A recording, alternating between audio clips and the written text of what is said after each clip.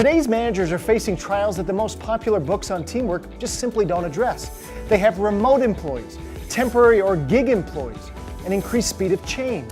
This is where our research comes in. We have surveyed more than 850,000 people to understand modern team performance. For instance, while autonomy is one of the strongest motivators for Gen X, it actually ranks near the bottom for millennials. The bottom line, any leader can make use of these disciplines to build stronger, more agile teams. Annual I love you banquet. Could you commit to that once a year? If this great boss asked you to take on an extra assignment or take on an extra shift, would you have done it for him? Definitely. Definitely. There are days going in where I would just take my hand off the steering column of his old Norton motorcycle and say, yes, I get to go into work today. That's how excited he was. That's culture. So there's an old Aesop fable that says it's better to lead with a carrot than it is with what, Maria?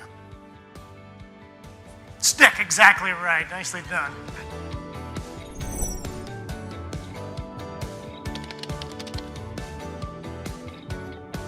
Today, with this current economic climate, everybody is wondering how you get more with less. How do you get more out of your people, if you will? There's not a lot of raises to go around, so we actually get busier in these times. The great organizations recognize their people and move themselves forward by setting very clear goals and recognizing people when they achieve those goals. It sounds simple, but rare is the organization that actually does that. Okay. Oh, nicely done.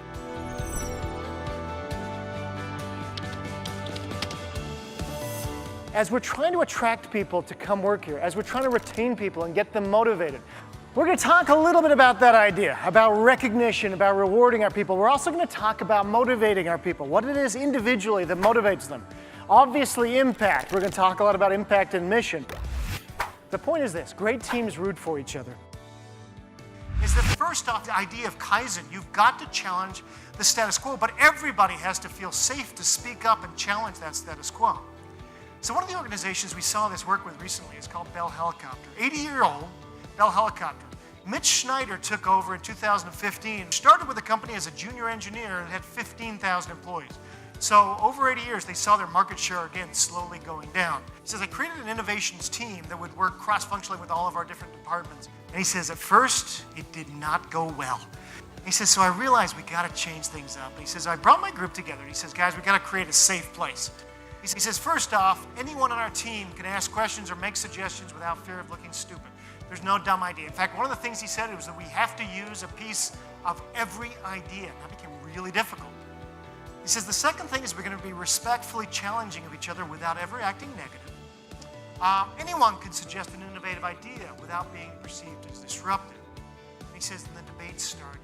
And he says, eventually, they started listening. They started kind of challenging that status quo.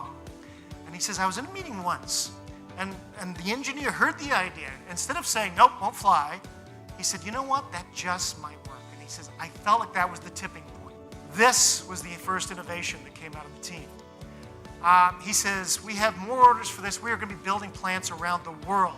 And this is just the first innovation that came out of this team. It's called the FCX001. Why? Because we weren't afraid, finally, to challenge the status quo and push ourselves. And so now they're growing again. You know, very simple things. You've got to find ways for people to feel that they are able to speak up.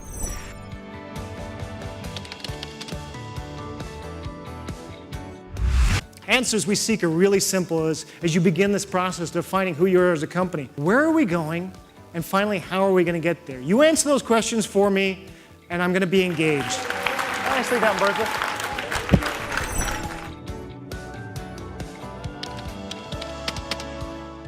Today, I'm going to tell you about some of the organizations we've had a chance to work with over the last 20 years as we've been studying and researching this idea of culture. The Harvard Business Review, the Wall Street Journal, Fortune magazine have given some real nice credence to our work over the years now. They've said, look, this is no longer the soft side of business. Is there potential locked within your workforce or within yourself? What we've learned about employee engagement will change the way you do business. And we're going to have some fun doing it. Thank you, everybody, for your time. Appreciate it.